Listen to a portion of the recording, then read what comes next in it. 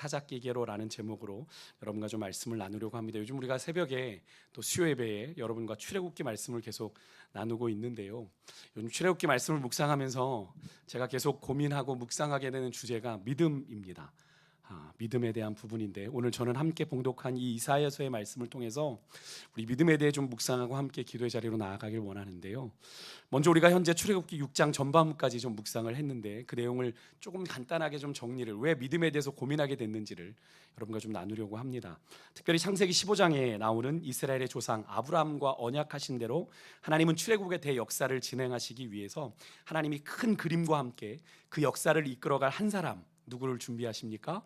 모세를 계획하시고 준비하셔서 부르시고 그 사람을 바로 앞에 서게 하시기까지 무려 80년의 시간 동안을 하나님께서 준비하고 그를 단련하고 훈련하셔서 그를 바로 앞에 세우시기까지 하는 일들을 우리가 보았습니다. 그 모든 일 이면에는 누가 하신 일이에요? 절대적인 하나님의 주권과 하나님의 역사심이 있었음을 우리가 보게 되는데요. 모세를 선택하심도, 모세라고 하는 그 인물을 선택하심도 하나님의 주권적인 선택이고, 왜 그 사람입니까? 할 수 없는 거죠. 하나님이 준비하신 사람이니까 하나님이 일방적으로 그를 선택하셨고, 아브라함과 맺은 언약, 벌써 400년이 훨씬 넘게 지난 그 언약이 그 당사자인 사실 이스라엘도 다 새까맣게 잊고 있을지도 모르는 그 언약을 하나님이 기억하셔서 그들을 애굽 사람 바로의 손에서 건져내시려고 하는 계획도 모두 하나님의 주권적인 선택과 역사하심, 일하심인 것을 우리가 보고 있는데요. 그러다 보니까 그 출애굽의 선봉에 서도록 부르심 받은 모세나 그 대상인 이스라엘 백성들은 그런 하나님의 인도하심에 제대로 믿음으로 반응하지 못하고 있는 모습을 우리가 보게 되지요. 특히 그렇게 바로와 모세의 첫 대면에서 하나님의 말씀이 바로에게 전해진 뒤로는 상황이 더 안 좋아졌어요. 이스라엘이 그동안 하던 노역보다 더 어렵게, 더 가중되게 노역을 치우게 됩니다. 그래서 이스라엘 백성들이 성경을 보니까 그 일로 인해서 마음이 상했다라고 기록을 해요. 그로 인해서 모세로 통해서 전해지는 하나님의 구원의 약속이 또 전해지는데도 불구하고 그 말씀을 듣지 않았다라고 성경은 기록합니다. 그러니까 마음이 상하니까 하나님 앞에, 이렇게 표현하면 좀 유치하지만, 삐진 거예요. 하나님, 괜히 우리 안에 부푼 기대를 넣어놓고 우리는 지금 훨씬 더 힘겨운 상황 속에 놓이게 됐는데 하나님 그런 얘기 안 믿어요 라고 얘기하는 것과 똑같습니다. 그런 백성들의 모습에 실망한 모세는 하나님을 향해서 또 이렇게 원망하게 되죠. 하나님, 내가 굳이 안 오겠다는데 왜 나를 여기로 보내셨습니까? 그리고 왜 상황을 이렇게 만드셔서 백성들이 더 학대를 당하고, 하나님 왜 말씀하신 대로 역사하셔서 구원하시지 않는지, 왜 하나님은 왜 이들을 왜 구원하시지 않습니까? 질문하며 하나님 앞에 원망하는 장면이 어제 우리가 묵상했던 출애굽기 6장까지의 이 모세와 이스라엘의 모습입니다. 왜 하나님께서는 그렇게 모세와 이스라엘을 그런 지경으로까지, 그렇게 낙심과 절망의 나락으로 바닥까지 그들을 몰아붙이신 것일까요? 그런 질문을 던지면서 묵상하다가 오늘 이 이사야서의 말씀이 떠올랐습니다. 새벽에 기도하면서 주신 말씀을 묵상하면서 하나님 질문하는데 하나님께서 이사야서의 말씀을 떠오르게 하시는 거예요. 여러분, 그런 생각 안 해보셨습니까? 왜 하나님께서 그토록 모세와 이스라엘을, 왜 이왕 구원하실 거면 좀 그냥 그렇게 그냥 하던 대로 하다가 구원하시면 될 텐데 왜 그들을 더 어려운 상황 속으로 몰아내셔서 가뜩이나 하나님을 향한 믿음을 갖고 있지도 않은 그들에게 왜 실망감을 주셔서 상황을 이렇게 어렵게 만드시는지, 그런 생각 안 해보셨습니까?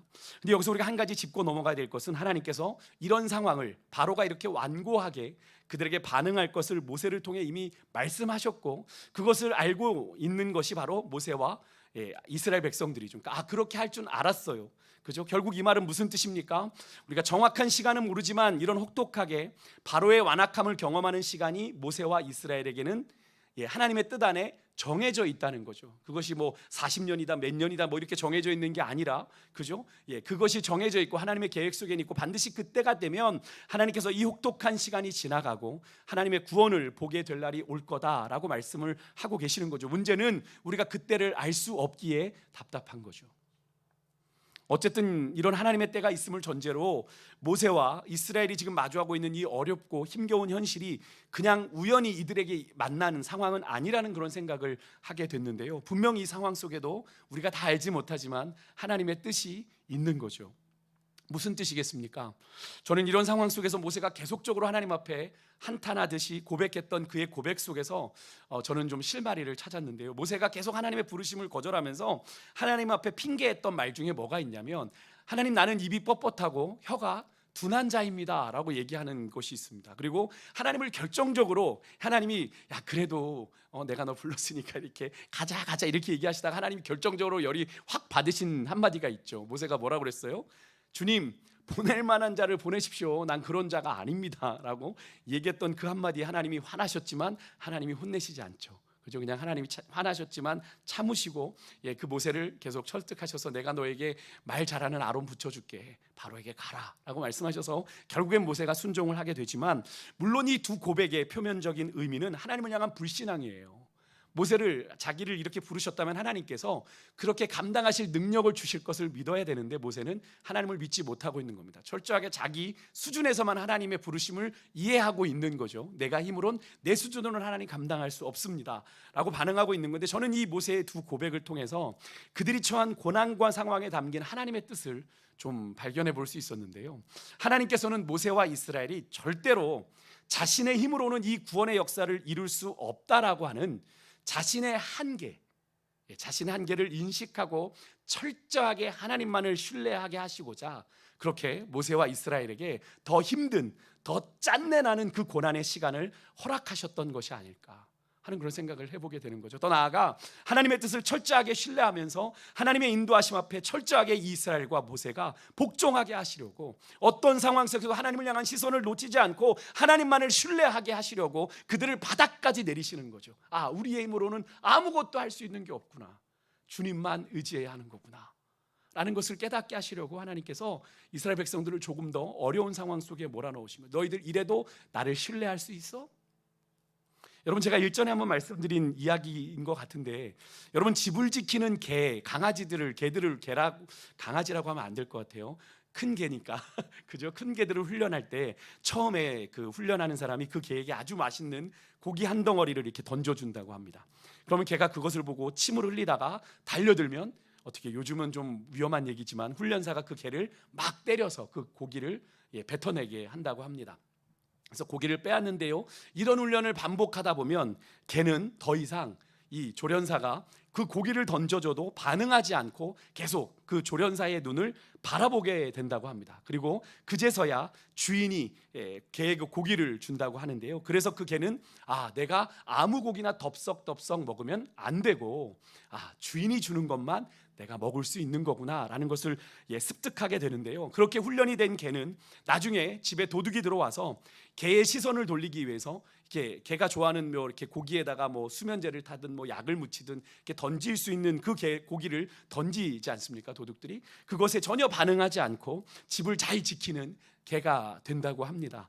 그런 훈련을 따로 그래서 시킨다고 하는데요, 지금 출애굽의 대역사를 목전에 둔 이 모세와 이스라엘이 지금 어쩌면 그런 시간을 갖고 있는 것 아닌가 하는 생각을 해보았습니다. 모세를 통해 그들에게 주어진 약속의 말씀을 따라 하나님의 뜻에 순종하는 마음으로 출애굽하십시다, 그런 마음을 먹었는데, 그들의 현실은 그런 구원의 부푼 기대에 막 부응하는 것이 아니라 어떻게 이전보다 더 나쁜 상황 속에 놓여지게 됐죠. 그래서 이스라엘 백성들이 지금 마음이 상하고 하나님을 향한 믿음을 상실한 상태에 놓여 있는 그런 이스라엘의 모습을 우리가 보게 됩니다. 사실 이미 하나님께서 그런 바로의 완악함, 그렇게 바로가 너희들 쉽게 놓아주지 않을 거야 라고 경고해 주셨는데도 불구하고 그들은 당장 그들이 직면한 현실의 어려움이 너무 크니까 그런 하나님의 약속의 말씀에 대해서 이미 실망해 버린 상태죠. 그러니까 어떤 말도 믿지 않는 겁니다.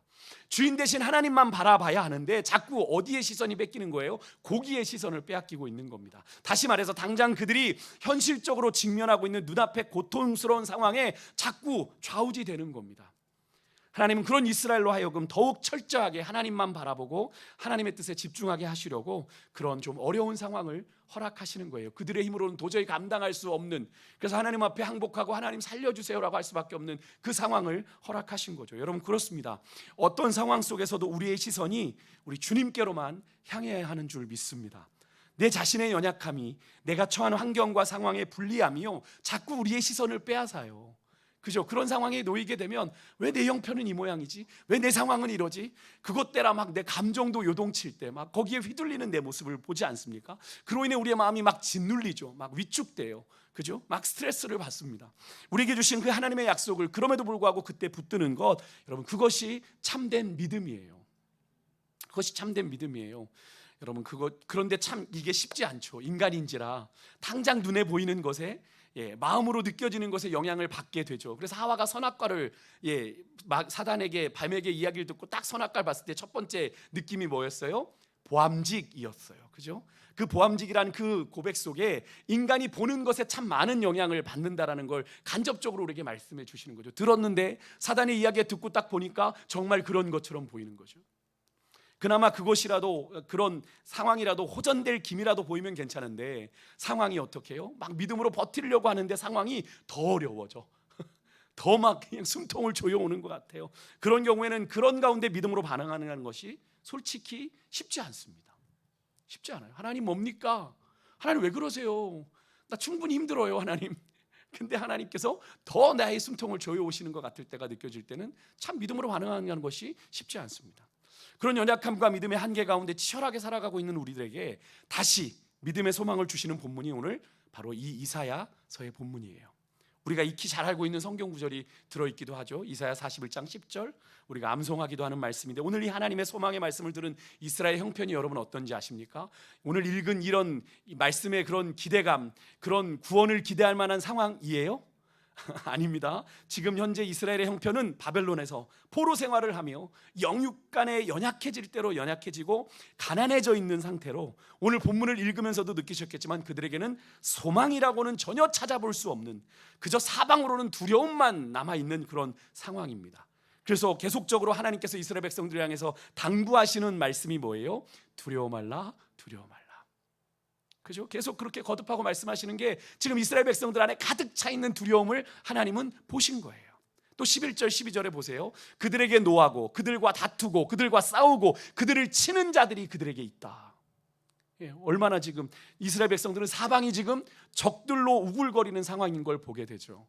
요즘에 뭐 이거 비할 수는 없겠지만 오늘도 기사를 하나 보니까 미국에서 아시아계 여성에게 40대 흑인 남성이 공원에서 달려들어가지고 막 욕을 하고 북한으로 돌아가라 막 이렇게 하면서, 그러니까 여자가 이제 방어 호신용 그걸 뿌렸는데 막 그 여인을 막 잡아 때려가지고 난리가 났습니다. 지금 아시아인들은 미국에서 돌아다니는 게 혐오 범죄로 인해서 사방이 지금 두려움인 거죠. 어디서 주먹이 날라오고 어디서 사건이 터질지 모르는 그런 두려움과 불안감에 쌓여있는 그런 상황, 그것보다 몇천 배 힘든 상황이 지금 이스라엘이 바벨론에서 처한 상황이라고 생각하시면 되겠습니다. 그리고 9절에 보시면 이스라엘 백성들은 하나님이 그들을 실어버리셨다, 우리 하나님이 우리를 실어서 버리셨어 라고 하는 철저한 패배의식 속에 힘겹게 지금 바벨론이라고 하는 유배지에서 두려움 가운데 살아가고 있음을 우리가 보게 되는 그런 장면이죠. 오늘 본문에 그런 이스라엘을 향한 하나님이 약속을 주시는 거예요. 먼저 하나님께서는 8절과 9절에 이런 이스라엘을 향해서 뭐라고 부르시냐면 내가 선택한 나의 종이다. 하나님이 자신들을 실어 버리셨다고 생각했는데 내가 선택한 나의 종이다 부르시면서 내가 과거에 너희들을 어떻게 인도했었지, 하나님이 이스라엘을 어떻게 부르시고 어떻게 인도하셨는지를 그들이 회상하게 만들어줍니다. 그들의 기억 속에 잊혀졌던 하나님의 인도하심을 다시 한번 떠올리게 해줘요. 내가 너희를 선택해서 내가 너희를 나의 종으로 불러서 너희들을 여기까지 인도했었잖아. 그들이 오해하고 있는 것처럼 하나님이 그들을 실어버리지 않았음을 보여주시는 거죠. 여러분, 우리가 종종 하나님에 대해서 그런 오해 갖죠. 우리가 뜻하지 않은 어려움을 만나고 예상치 못하게 고난의 시간이 내 생각보다 길어지게 될 때, 하나님의 징계인 줄 알면서도 그 징계가 내 예상보다 혹독할 때 우리도 이런 오해하죠. 하나님이 나를 실어버린 거 아닌가 하는 그런 생각을 하게 되는데요. 하지만 주님은 오늘 본문의 말씀을 통해 이스라엘에게 밝히신 것처럼 우리에게도 동일하게 말씀하십니다. 아니라고요. 하나님, 내가 너를 싫어하여 버리지 않았어 라고 말씀하십니다. 여러분, 우리 하나님의 사랑은요, 우리 인간들의 사랑처럼 변덕스럽지 않습니다. 우리 인간의 사랑은 변하잖아요. 그래서 세상에 그런 얘기죠. 사랑은 뭐예요? 움직이는 거야. 되게 뭐 이렇게 아주 쿨하게 이야기하지만 그건 뭐예요? 변한다는 거예요. 인간의 사랑은 변한다는 거예요. 그래서 하나님의 사랑을 가리켜 뭐라고 얘기합니까? 영원한 사랑이라고 이야기하는 겁니다. 하나님의 사랑만 영원해요. 왜? 우리 하나님은 어제도 오늘도 내일도 영원토록 존재하시는 분이기에 그분의 사랑만 영원합니다. 인간들이 말하는 영원한 사랑 거짓이에요. 거짓부렁이에요. 영원히 살지도 못해서 무슨 영원히 사랑해 라는 그런 이야기. 하나님의 사랑은 그렇지 않아요. 하나님은 끝까지 참으시고 끝까지 기다리시는 하나님의 사랑을 지금 이스라엘 백성들에게 이야기해 주고 계시는 거죠. 나의 택한 나의 종아, 내가 너희들은 여전히 사랑해. 그러면서 과거로부터 지금까지 이스라엘에게 보여주신 그 사랑을 토대로 10절과 13절에서는 이제 지금부터 너희들 지금 포로 가운데 그렇게 처절한 가운데 살아가고 있지만 지금부터 내가 너희들을 어떻게 인도할지를 말씀해 주시는 장면이에요. 내가 너희들을 실어버리지 않았어. 이제부터 내가 너희들 안에서 새 일을 행할 거야. 새 일을 행할 거야. 뭐라고 말씀하세요? 먼저는 이스라엘을 짓누르고 있는 두려움에 대해서 직접적으로 말씀하시죠. 우리 10절 말씀 여러분 각자에게 선포하는 말씀으로 다시 한번 읽어보겠습니다. 시작. 두려워 말라, 내가 너와 함께 함이니라. 놀라지 말라, 나는 내 하나님이 됨이라. 내가 너를 굳세게 하리라. 참으로 너를 도와주리라. 참으로 나의 의로운 오른손으로 너를 붙들리라. 할렐루야. 아멘이십니까? 이 말씀만 들어도 힘이 나죠. 이 말씀이 여러분과 저의 삶에 매일 매순간 실제적으로 경험되는 그런 하나님의 약속이기를 소망합니다. 여러분 두려워하지 마십시오. 놀라지 마십시오. 하나님이 구원의 역사를 시작하셨습니다. 그런데 언뜻 보면요, 이 하나님의 약속의 말씀이 조금은 막연한 듯 보여요. 그죠? 좀 추상적인 느낌이 들어요. 그러니까 이어지는 11절, 19절, 12절에서 하나님은 그들의 삶에 직접적으로 경험해 볼 수 있는 현상들을 말씀해 주시죠. 그게 뭡니까? 봐라, 너희들 괴롭히는 자들 있지. 너희들에게 노하고 너희들하고 다투고 너희들하고 싸우고 너희들을 치는 자들이 있지. 너희들 그들을 내가 아무것도 아닌 것 같이 해줄게. 허무한 것 같이 흔적도 없이 내가 그들을 멸망시킬게. 다시 말해서 이스라엘 백성들의 삶의 현장에서 실제적으로 부딪히고 있는 근심과 염려의 문제 내가 다 제거해 줄게. 나만 믿어 라고 말씀하시는 거죠. 여러분 믿으십니까? 그러면서 14절부터는요 이스라엘의 현재 상태를 있는 그대로 다시 한번 직시하게 해주십니다.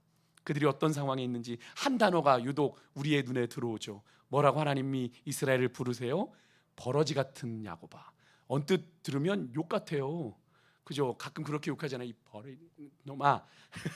그죠? 그렇게 욕을 하는 욕 같아요. 하나님이 욕을 하시는 것 같지만 상당히 등등 입장에선 이스라엘 입장에서 자존심이 많이 상할 이야기인데, 그런데 이스라엘은 부인할 수가 없는 거예요.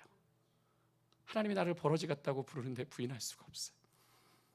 하나님이 버러지 같은 이스라엘이라고 부르는데 부인할 수가 없어요. 주님 저 버러지 아니거든요 주님이라고 당당히 외칠 수가 없는 거예요. 정말 실제로 그들이 처한 현실이 그런 겁니다. 정말 버러지같이 살고 있어요. 먼 땅 이방 땅 바벨론까지 끌려와서 정말 버러지같이 빌어먹고 살고 있는 자신들의 현실, 그것을 부정할 수가 없는 거죠. 철저하게 무력하고 무기력한 상황, 도무지 구원의 소망이라고는 가질 수 없는 그 상황 속에 놓여 있는 그들을 자신들이 깨닫게 되는 거죠. 그래 우린 버러지 같지. 왜 하나님께서는 가뜩이나 그런 자신들의 처지를 비관하고 있는 이 이스라엘의 아픔을 그 남은 자존심마저 그렇게 무참하게 짓밟으시며 그 상황을 직면하게 하시는 걸까요?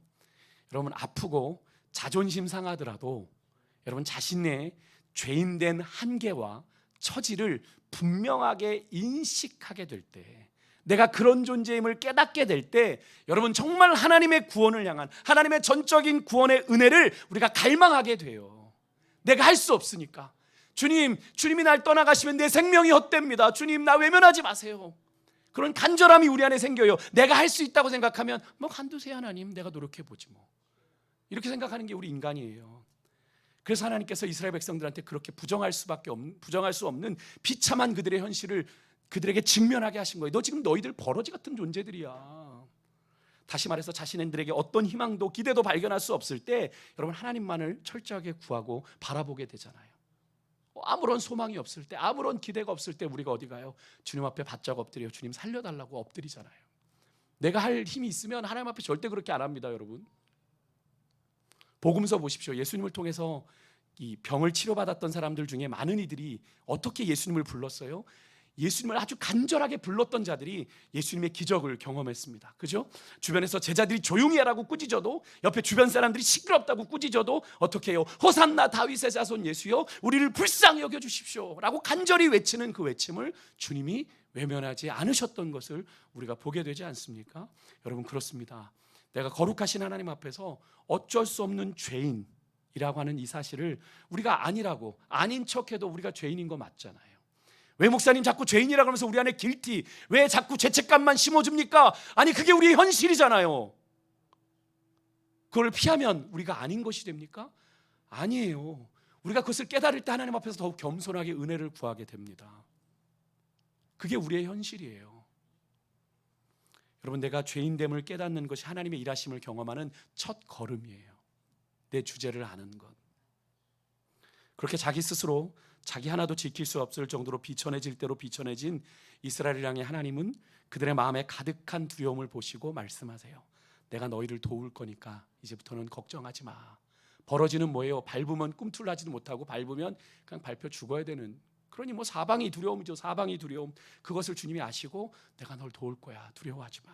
그리고 이 일을 하나님이 행하시는 분이 누구라고 얘기하세요? 이스라엘의 구속자요 거룩한 이인 하나님이 이루실 거다라고 말씀하셨는데, 오늘 새벽에 우리가 하나님께서 이스라엘이 하나님을 구원하실 걸 제가 뭐라고 세 단어로 표현했는지 혹시 기억하십니까? 권사님, 집사님, 내가 너희를 빼낼 거다라고 말씀했고, 그죠? 너희를 건질 거다라고 얘기했고, 마지막 단어가 속량하신다는 표현을 썼습니다. 그죠? 속량하신다. 근데 이 속량하신다는 말씀이 바로 여기서 구속하셨다라는 것과 같은 의미의 단어죠. 값을 주고 샀다. 내가 이스라엘 백성들을 선택하고 나의 종으로 내가 값을 주고 샀으니까 내가 너희들을 이제부터 지킬 거야. 너희들 두려워하지 말아라. 너희들의 인생 너희가 책임진다고. 아니야, 이 버러지 같은 놈들아, 너희가 책임 못 져. 나만 바라봐야 돼. 말씀하시는 거죠. 결국 이 말은 비록 지금 현재 이스라엘의 형편에서는 꿈꾸지도 상상하지 못할 일이지만 하나님의 구원의 역사가 이미 하나님으로부터 말미암아 시작되었고, 하나님께서는 그 일을 지금 이 막막한 현실에서도 반드시 이루실 수 있는 분이라는 사실을 지금 하나님께서 이스라엘에게 말씀해주고 계시는 거죠. 감히 버러지의 이해 속에서는 절대로 상상할 수 없는 일을 전능하신 하나님은 이루실 것이기에 너희들 두려워하지 말라고 말씀하신 거죠. 그리고 그렇게 이스라엘의 처지를 아프지만 깨닫게 하신 하나님께서 정말 상상치도 못할 약속을 하시는데, 이 버러지 같은 이스라엘을 뭐로 만드신대요? 15절에 보니까 이가 날카로운 새 타작기계로 만드신대요. 이게 무슨 말입니까? 버러지 같은 이스라엘, 아무 능력도 없고 그냥 밟힐 재주밖에 없는, 그냥 기어다닐 재주밖에 없는 그 이스라엘을 큰 능력을 발휘하는 민족으로, 강한 민족으로 삼으시겠다. 여러분, 어떤 능력입니까? 뒤에 이어지는 거 나오죠. 산과 작은 산들을 쳐서 부수고 대적들을 여지없이 박살낼 수 있는 강한 민족으로 하나님께서 삼아 주시겠다. 애벌레가 나비가 되듯이 작은 민족 이스라엘을 하나님의 능력으로 강한 민족 되게 해주시겠다 약속하고 계신 거예요. 이어지는 16절에 보면 이스라엘이 키질을 하면 하나님이 바람을 일으켜서, 회리바람을 일으켜서 그의 대적들을 바람의 겨와 같이 날려버리시겠다. 하나님이 베푸시는 구원의 역사에 동참하는 그런 민족 삼아주시겠다. 지금 이스라엘 입장에서 상상도 못할 약속을 하나님이 주고 계시는 거예요. 누가 이렇게 하신다는 거예요? 이스라엘이 스스로 그렇게 힘을 기른다는 거예요? 바벨론 포로 기간 동안? 절대로 아니죠. 전능하신 하나님께서 버러지 같은 이스라엘을 이가 날카로운 새 타작기계로 삼아 주의 역사의 도구로 쓰신다고 말씀하고 계시는 거죠. 하나님의 능력으로, 하나님의 방법으로 하나님이 이루실 그 역사를 미리 선포하고 계신 거죠. 이스라엘은 감히 상상할 수 없는데도 말입니다. 여러분, 이것이 여기에서 아주 중요한 사실인데요, 지금 이스라엘의 형편, 지금 처한 상황에서는 지금은 전혀 상상할 수 없는 그 구원과 회복에 대한 약속의 말씀, 믿을 근거가 아무것도 없는데 믿는 것이 바로 여러분 진짜 믿음이에요. 여러분, 어떤 믿을 만한 조건, 믿을 만한 상황이어서가 아니고요, 지금으로서는 어떤 기대와 소망도 지금 이스라엘은 찾을 수 없을 정도로 막막하고 불가능한 상황 속에 놓여 있는데, 그 막막한 상황 속에서 하나님의 약속을 이니까 그 약속의 말씀을 믿고 바라는 것이 진정한 믿음이라고요. 여러분, 이해가 되십니까? 여러분, 믿을 만한 상황이 되고 믿을 만한 조건이 있으면 다 믿어요. 여러분, 그렇지 않습니까? 믿을 만한 근거와 이유가 있는데 못 믿을 이유가 뭐가 있습니까? 그런데 하나님의 약속은 그러지 않은 경우가 있어요. 하나님의 약속은 그러지 않은 경우가 있어요. 그럼에도 불구하고 신실하신 하나님이니까, 살아계셔서 역사하시는 하나님이니까 그 약속을 믿는 것이 진짜 믿음이라고요. 여러분과 제가 그런 믿음의 사람 될 수 있기를 원합니다. 결국 이렇게 이스라엘을 회복시키시는 데는 분명한 이유가 있어요. 16절 후반부에 보니까 그런 하나님의 구원과 회복, 간건케 하심의 역사를 통해 하나님이 이스라엘에게 이루고자 하시는 게 뭔지 아십니까? 이스라엘이 여호와로 말미암아 즐거워하게 하시겠대요. 그리고 이스라엘의 거룩한 하나님으로 말미암아 이스라엘이 영광도 누리게 하시겠대요. 다시 말해서 이런 놀라운 구원의 역사를 이루신 하나님이 이스라엘의 진정한 기쁨의 이유가 되고요, 어떤 세상의 조건이 아니라 그죠, 하나님으로 인해 이스라엘이 영광스럽게 되기를, 이스라엘을 회복시키신 것만으로도 모자라 높이 축혀 세워주고 계시는 모습을 우리가 보게 되는데요, 참 하나님의 이스라엘을 향한 사랑은 끝이 없습니다. 정말 배은망덕한 이스라엘의 그 잃어버린 즐거움을 회복시키실 뿐 아니라 그들이 감히 누릴 수 없는, 누릴 자격도 없는 영광까지도 누리게 하시는 이 하나님의 정말 한없는 사랑하심, 여러분, 이 하나님의 신실한 사랑이 오늘 이 시대를 살아가는 여러분과 저에게도 동일하게 역사하는 하나님의 사랑인 것을 여러분 믿으시길 바랍니다.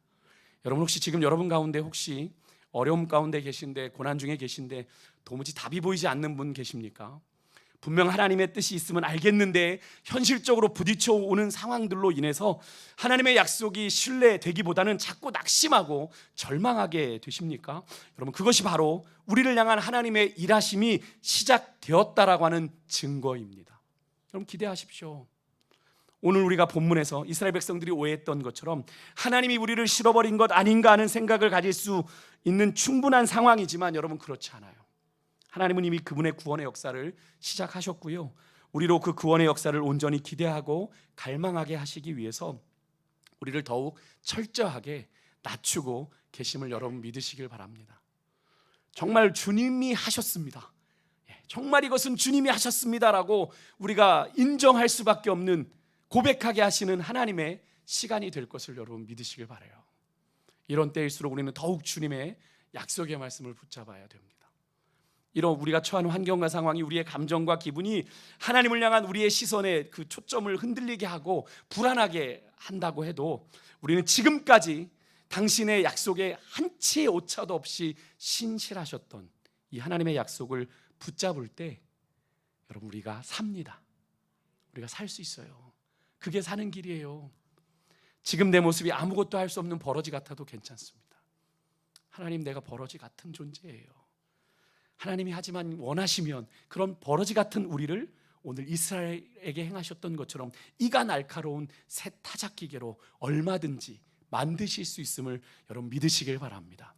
내가 할 수 없다고 하는 그 순간이, 제가 계속 요즘 고백하죠, 우리의 끝이 하나님의 시작이에요. 우리의 끝이 하나님의 시작이에요. 내가 안 돼요 하나님하고 마침표 찍는 그 순간 하나님은 비긴 하시는 거예요. 시작하시는 거예요.